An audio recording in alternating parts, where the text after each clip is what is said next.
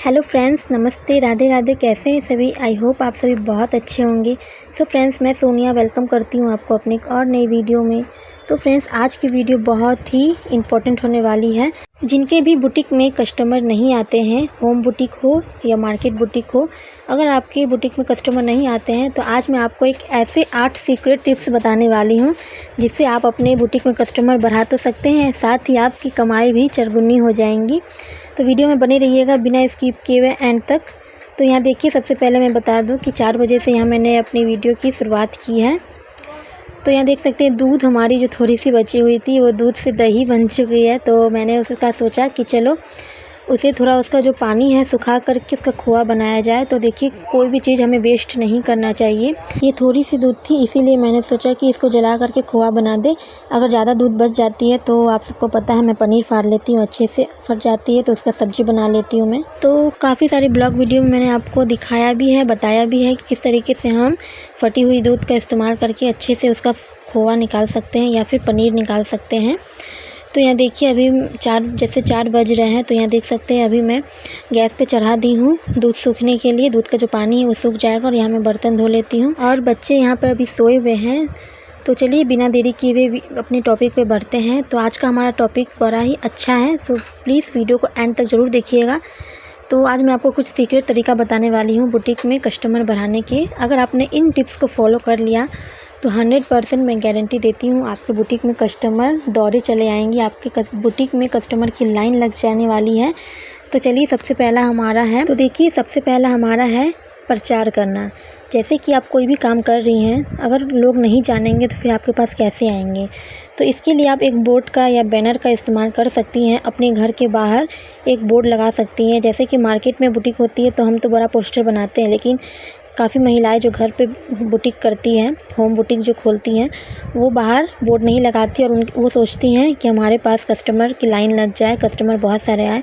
तो देखिए, कस्टमर अगर देखेंगे नहीं, उन्हें मालूम ही नहीं चलेगा तो वो कैसे आएंगे आपके पास। तो इसके लिए आपको एक बोर्ड यानी कि बैनर बनानी होगी। उसमें बड़े बड़े अक्षर में लिखना होगा जो काम आप करती हैं, ब्लाउज, पेटीकोट, सूट, सलवार, जो चीज़ आप सिलती हैं उस चीज़ को बोर्ड में लिखवाइए।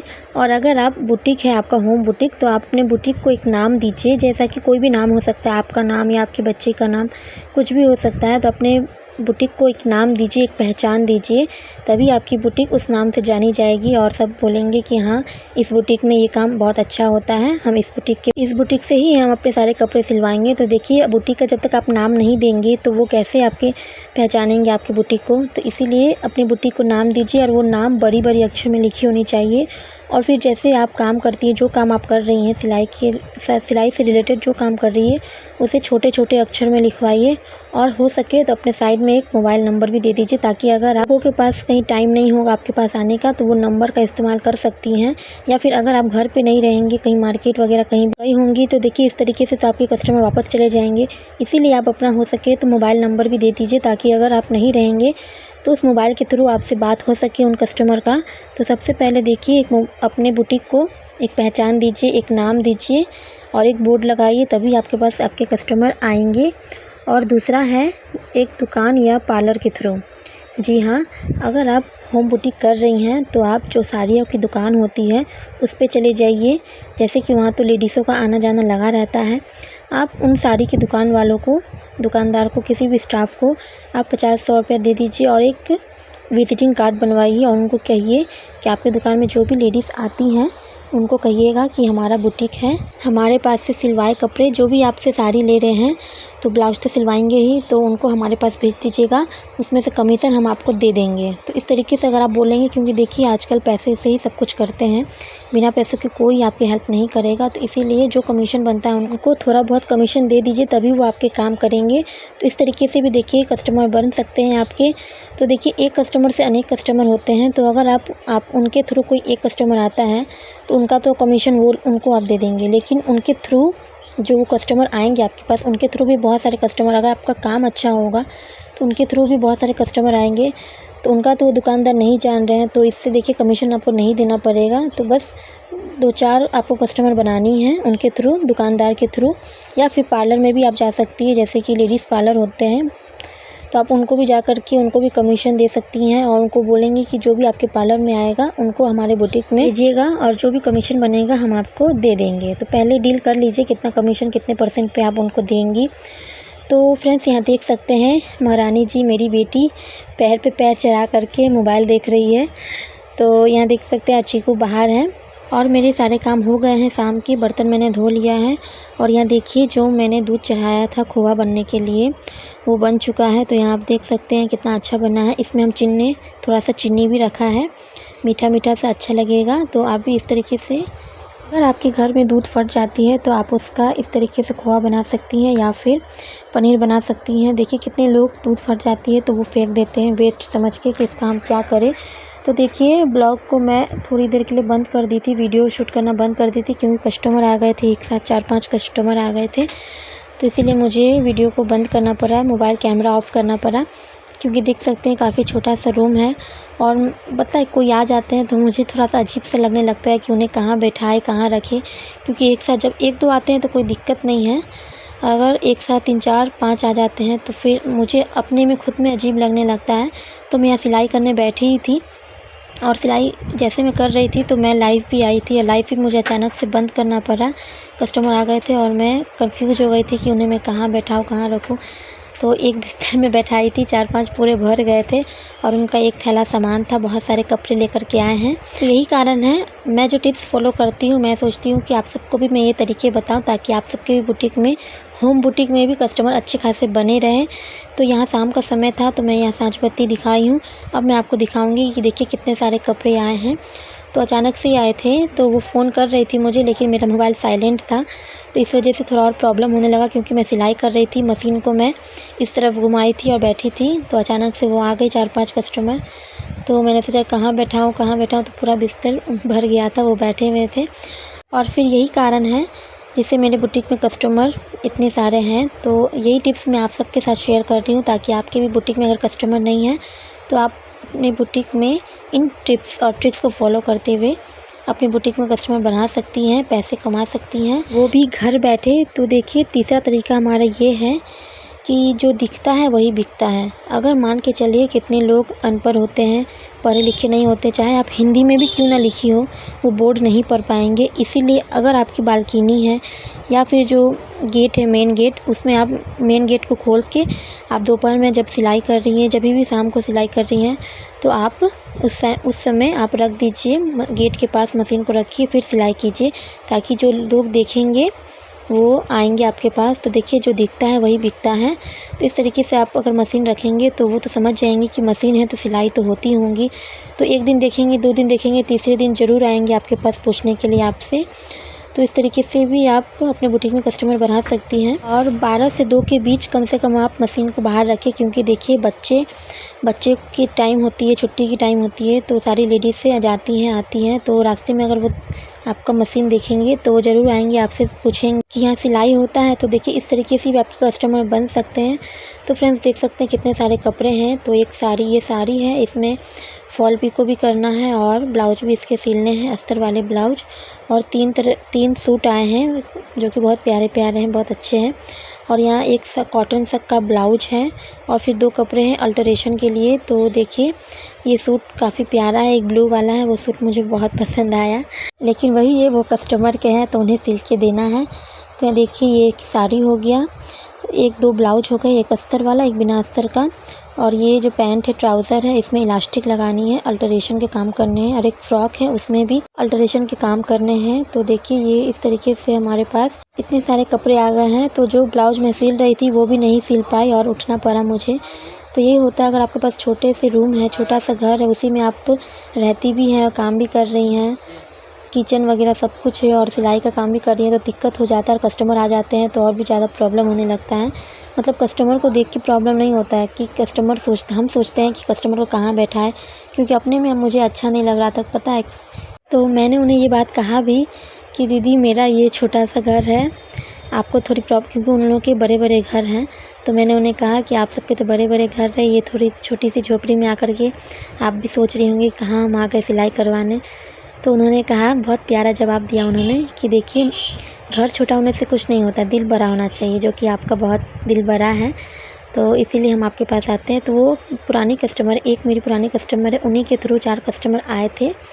तो यही होता है, अगर आप व्यवहार भी अच्छा बनाए रखेंगी तो आपके पास कस्टमर की लाइन लगी रहेंगी। तो चलिए हम चौथे पॉइंट पे बढ़ते हैं। तो चौथा पॉइंट हमारा ये है कस्टमर का काम। तो अगर आप कस्टमर के काम अच्छे करके देंगे फिनिशिंग के साथ, तो आपसे एक कस्टमर से अनेक कस्टमर बनेंगे और वो कस्टमर आपकी रेगुलर बनी रहेगी। तो जो मेरे कस्टमर है वो रेगुलर बने हैं इसी कारण से, क्योंकि मैं उनका काम सही से करके देती हूँ फिनिशिंग के साथ। तो आप इन टिप्स को भी फॉलो कर सकते हैं। अगर आपके काम अच्छे नहीं होंगे तो फिर आपके कस्टमर नहीं आएंगे, एक बार आ जाएंगे, दोबारा नहीं आएंगे। तो एक बार कोई भी एक बार ट्राई करता है, अगर अच्छा रहता है तो वो दोबारा आते हैं, अच्छा नहीं रहता तो फिर वो कभी नहीं आते हैं। तो इस बात का भी आपको पूरा ध्यान रखना है। आप जो भी काम करिए भले लेट लगे, फिनिशिंग के साथ करिए। अब ये नहीं कि कंपटीशन के कारण कि हमें 1 घंटा में, आधा घंटा में सिलना ही है, भले लेट लगे, लेकिन आप काम को अच्छे से कीजिए, तभी आपके कस्टमर बने रहेंगे। तो कितने लोग होते हैं जल्दीबाजी में जल्दी जल्दी सिल देते हैं कि हमें तो आज 10 कपड़े सिलने हैं, तो जल्दी जल्दी कंपटीशन के कारण जल्दी जल्दी कपड़े सिलते हैं और ख़राब हो अच्छा हो नहीं मतलब है, बस उन्हें टारगेट उनका है कि हमें जल्दी से सिलना है और जल्दबाजी के कारण हमारा काम ख़राब हो जाता है। तो वही है, जल्दबाजी का काम शैतान का होता है। इसीलिए काम को अच्छे से कीजिए, धीरे धीरे भले टाइम लगे। और ये ध्यान रखिएगा कि जब भी आप कस्टमर के नए कस्टमर के अगर कोई पहला कपड़ा आप सिल रहे हैं तो अच्छे से ध्यान लगा कर सिलिए, क्योंकि first impression is the last impression. तो वही है, अगर पहला कपड़ा आप अच्छे से सिलेंगे तभी वो आपके पास दोबारा आएंगे। अगर पहले ही आप ख़राब कर देंगे अपने काम को तो वो कभी नहीं आएंगे, फिर आपके पास पैसे भी नहीं आ पाएंगे। इसीलिए काम को बड़े ध्यान से और बहुत अच्छे से कीजिए फिनिशिंग के साथ। तो यहाँ देखिए, मैं यही ब्लाउज़ सिल रही थी, बस पाइपिंग ही बनाई थी, तो वो कस्टमर आ गए थे और दुकान भी मुझे देखना पड़ रहा था। तो बार बार उठ के दुकान भी देख रही थी और फिर सिलाई भी कर रही थी। और फिर उसी बीच कस्टमर आ गए। फिर हस्बैंड जी नहीं थे, मार्केट गए थे, तो मार्केट से देखिए आम लेके आए हैं। तो इसे कौन सा आम बोलते हैं प्लीज़ कमेंट में बताइएगा, मुझे उतना नॉलेज नहीं है, बस मालदा आम का नॉलेज है, ये पता नहीं कौन सा आम है, तो आप प्लीज़ कमेंट में बताइएगा। तो वही लेके आए हैं हस्बैंड जी। अब मैं बच्चों को पढ़ाऊँगी, तो इसे रख देते हैं। तो देखिए किस तरीके से मैं रखती हूँ, क्योंकि जगह नहीं है रूम में, देख सकते हैं आप। इसी तरीके से सारा काम करना है और बच्चों को भी होमवर्क करवाऊंगी अभी मैं। तो सबसे पहले इस कपड़े को साइड कर लेती हूँ, नहीं तो कस्टमर का कपड़ा इधर उधर हो जाएगा या फिर दाग वाग लग जाएगा। तो इसका भी आपको ध्यान देना है, कस्टमर के कपड़े हैं, दूसरे के कपड़े हैं, तो आपको इसको अच्छे से रखना है।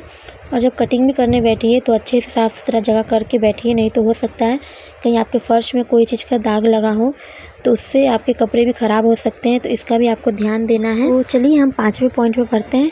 तो 5वां पॉइंट ये है कस्टमर बढ़ाने का, कि आप सोशल मीडिया का हेल्प ले सकते हैं। क्योंकि देखिए आज के टाइम में सभी लोग सोशल मीडिया पे हैं, तो सोशल मीडिया में आप अपने बुटीक का प्रचार कर सकती हैं। या फिर कोई आप डिज़ाइनर कपड़े सिलती हैं तो उसका कैटलॉग, जो आप कपड़े सिल रही हैं उसका फ़ोटो या वीडियो बना करके शेयर कर सकती हैं व्हाट्सएप ग्रुप में, फेसबुक ग्रुप में या फिर इंस्टाग्राम पे।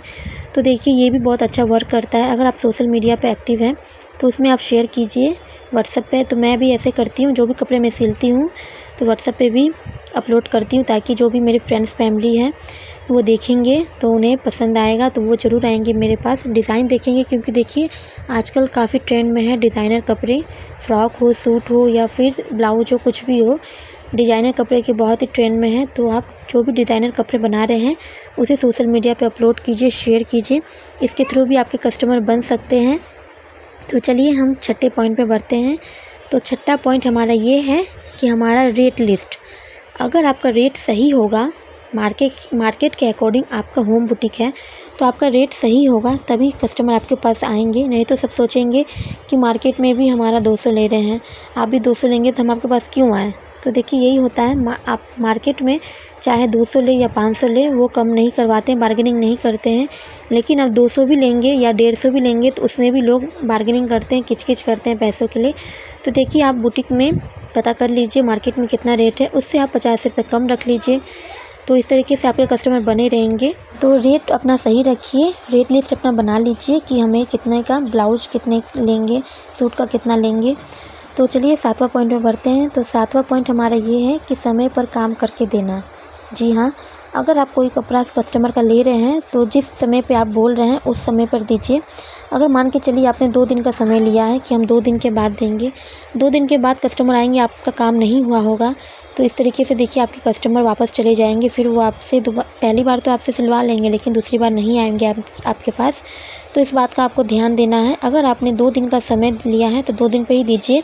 अगर आपसे नहीं हो रहा है तो आप 5 दिन 6 दिन का टाइम ले लीजिए, फिर आराम से उनको करके दीजिए। तो टाइम टू टाइम आपको देंगे तो ज़रूर वो आपके पास आएंगे। अगर आपने किसी को ज़बान दे दिया है तो उस टाइम पे आप करके उन्हें दे दीजिए। हो जाता है कभी कभी अगर तबीयत ख़राब हो जाते हैं तो कभी लेट हो जाता है, तो आप उन्हें एक्सप्लेन कर लीजिए। लेकिन हर बार आप बार वैसे ही करेंगी तो देखिए इससे आपके कस्टमर ख़राब हो सकते हैं, फिर नहीं आएंगे। तो आपको इसका भी ध्यान देना है। और 8वां और सबसे मेन हमारा टॉपिक ये है व्यवहार।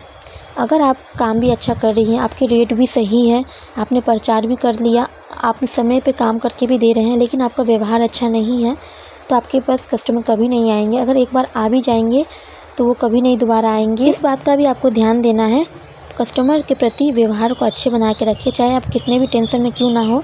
अगर कस्टमर आए हैं आपके पास तो उस समय नॉर्मल हो जाइए, प्यार से बात कीजिए उनसे, क्योंकि आप प्यार से बात करेंगे तो उन्हें भी अच्छा लगेगा। अगर आपके काम में थोड़ी बहुत 19-20 भी होंगी, खराबी भी होंगी, तो आपकी जो व्यवहार है उसे मैनेज कर लेंगी, क्योंकि आपके व्यवहार अच्छा रहेगा तो वो कस्टमर उतना भूल जाएंगी कि चलो थोड़ी बहुत गलती भी होगी, कोई बात नहीं। तो व्यवहार सबसे मेन होता है। कस्टमर से अगर व्यवहार बना के रखेंगी अच्छा, तो वो ज़रूर आएंगे आपके पास दोबारा तिबारा, खुद भी आएंगे और 4 लोगों को और साथ लेके आएंगे। तो ऐसे ही होता है। तो मेरे साथ तो यही है कि मैं कैसे भी, अगर मान के चलिए मेरा माइंड कैसा भी रहे, चाहे तबीयत कैसी भी रहे, अगर कोई कस्टमर आ जाते हैं तो मैं बहुत अच्छे से नॉर्मल से उनसे बात करती हूँ, प्यार से बात करती हूँ। तो वही था, कस्टमर जैसे 4-5 आ गए थे एक साथ, तो मैंने उन्हें कहा कि मेरा तो घर छोटा सा है, इसी में आपको बैठा रही हूँ, क्या करूँ, बहुत छोटा सा रूम है। तो उन्होंने कहा कि देखिए घर छोटा होने से नहीं होता, दिल बड़ा होना चाहिए, जो कि आपका है। तो मुझे बहुत अच्छा लगा। तो इसी तरह आप अपने व्यवहार में अच्छा बना के रखिए अपने व्यवहार को, अपने व्यवहार से सबका दिल जीत लीजिए। तो इस तरीके से आपके कस्टमर बने रहेंगे, चाहे आपके काम में थोड़ी बहुत ख़राबी भी क्यों ना हो, तो आपका व्यवहार मैनेज कर लेगा। तो फ्रेंड्स यहाँ देख सकते हैं 10 बजने वाले हैं और बच्चों को मैंने सुला दिया है। बेटी सो गई है, बेटा अभी तक नहीं सोया है। तो आई होप आपको इन 8 तरीके पसंद आए हो।